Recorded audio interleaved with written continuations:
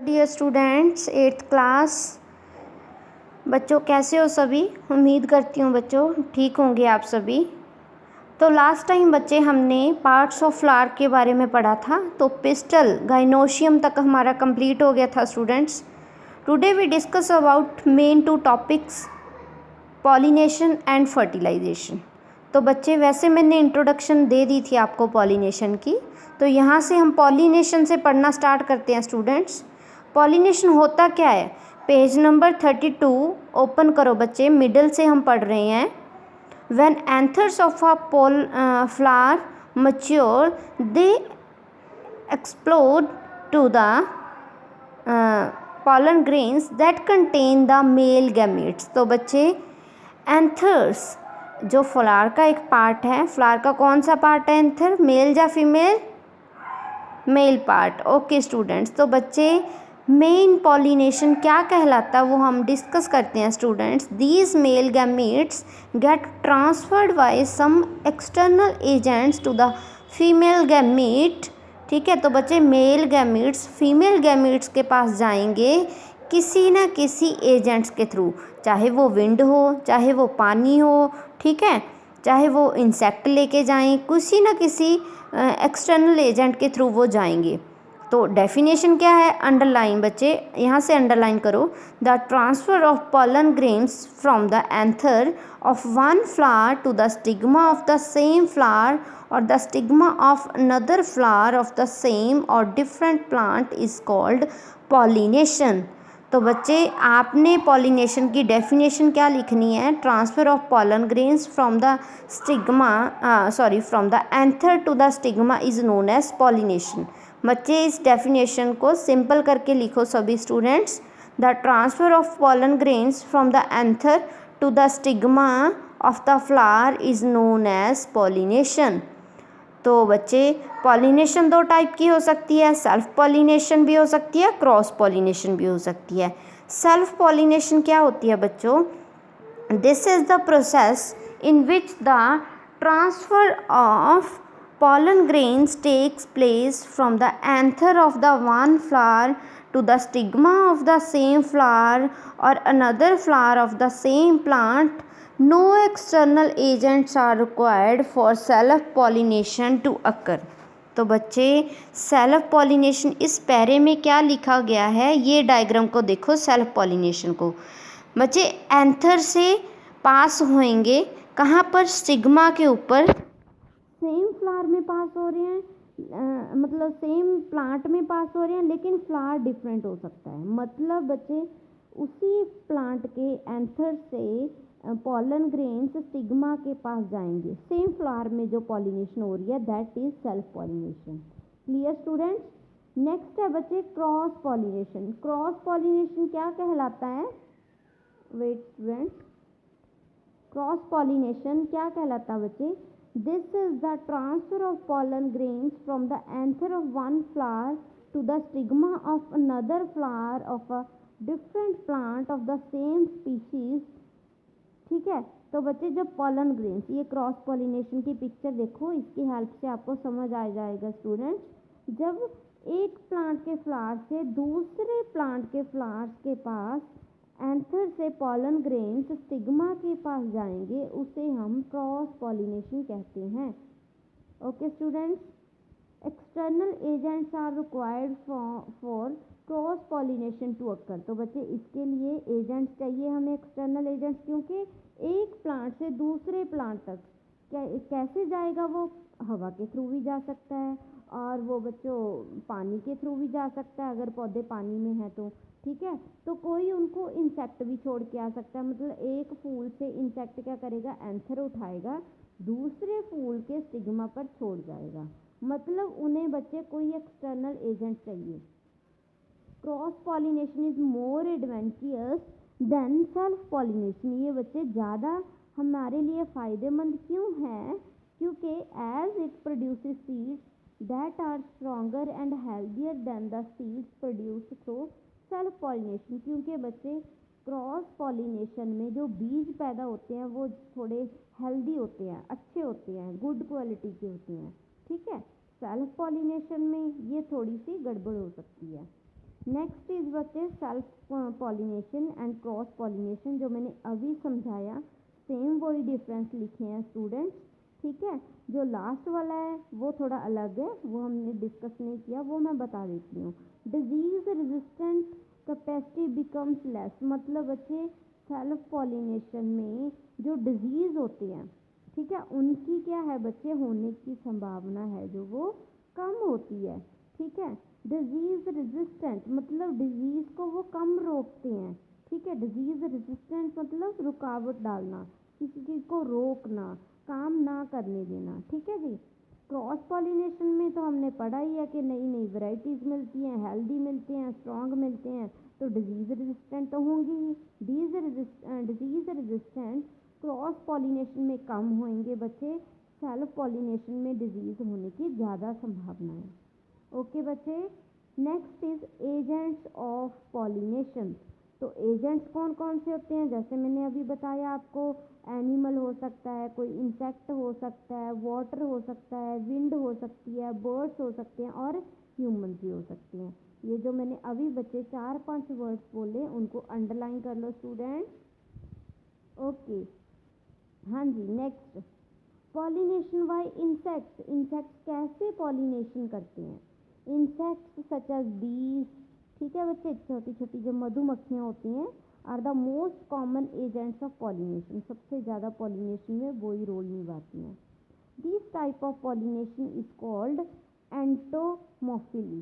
एंटोमॉर्फिली, okay बच्चे, underline करो entomophily, जो पॉलिनेशन बीज के द्वारा की जाती है। The bees gets attracted to a flower for its nectar and sweet smell।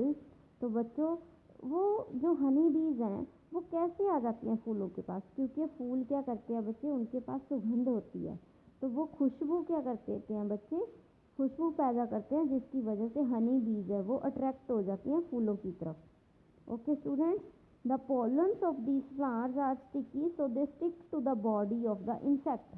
तो बच्चे पोलन्स होते हैं थोड़े चिपचिपे होते हैं, स्टिकी होते हैं, तो वो इंसेक्ट के साथ चिपक जाते हैं।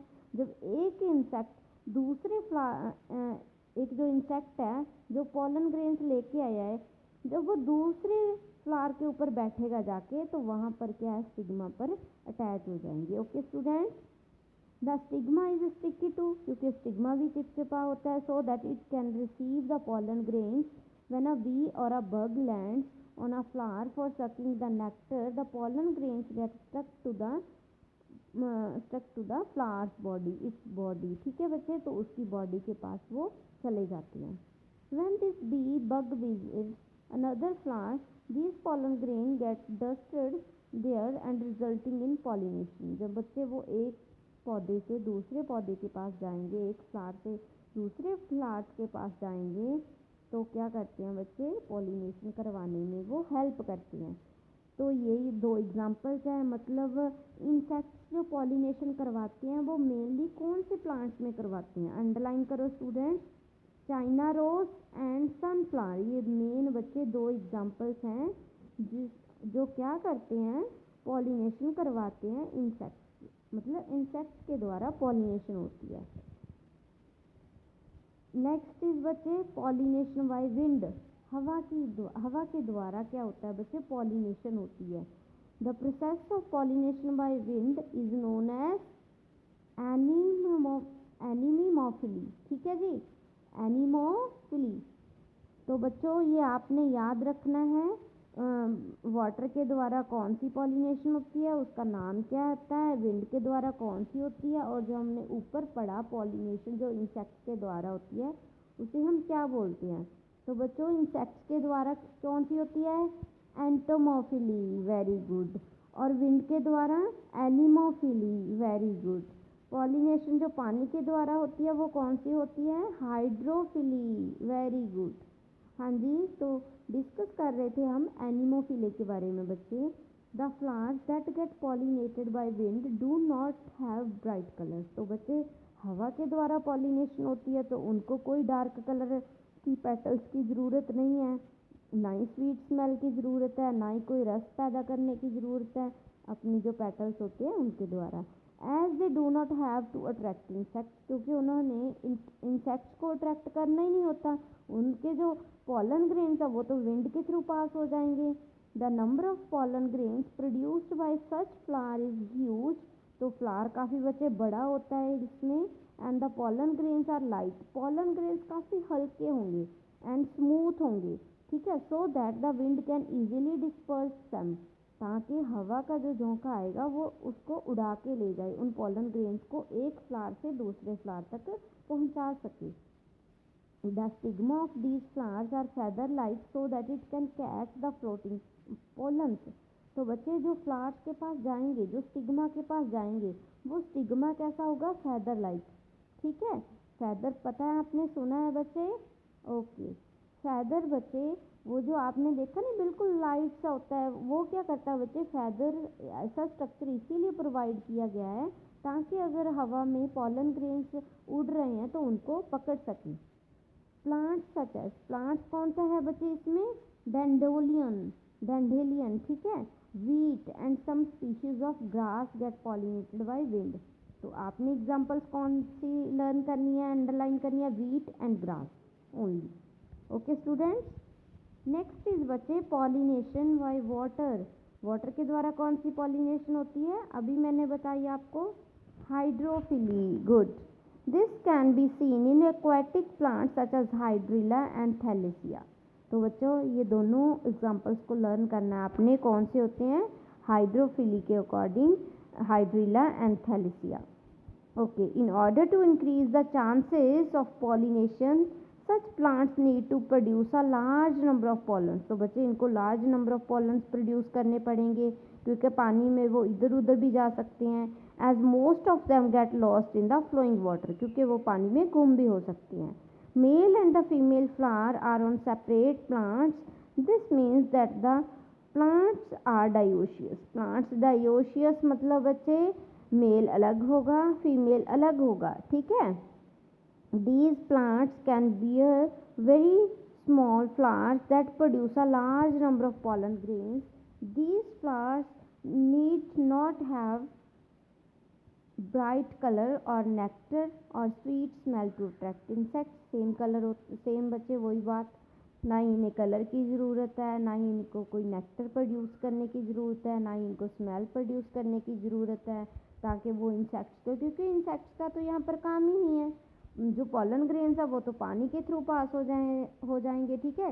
ये देखो मेल से जो पॉलन ग्रेन्स है वो कहाँ चले गए, फीमेल्स में, ओके। नेक्स्ट है जो बच्चे अलग अलग बताए गए हैं, इंसेक्ट पॉलिनेटेड फ्लावर्स के द्वारा, wind pollinated flowers, water pollinated flowers, ठीक है। ये आपने बच्चे डिफरेंस उन्हीं में से इन्होंने अलग लिख दिए, ये बच्चे काफ़ी इंपॉर्टेंट टेबल है। तो आपने फेयर नोटबुक पर क्या करना है बच्चे, सेल्फ पॉलिनेशन और क्रॉस पॉलिनेशन में जो डिफरेंस साइड किया है वो लिखना है आपने, और ये टेबल है बच्चे ये नोटबुक पर बनाना है, दोनों काम बच्चे आज आपके होमवर्क में ऐड है, ओके स्टूडेंट्स। नेक्स्ट बच्चे आर्टिफिशियल पॉलिनेशन हम नेक्स्ट लेक्चर में डिस्कस करेंगे, ओके बच्चे, थैंक यू।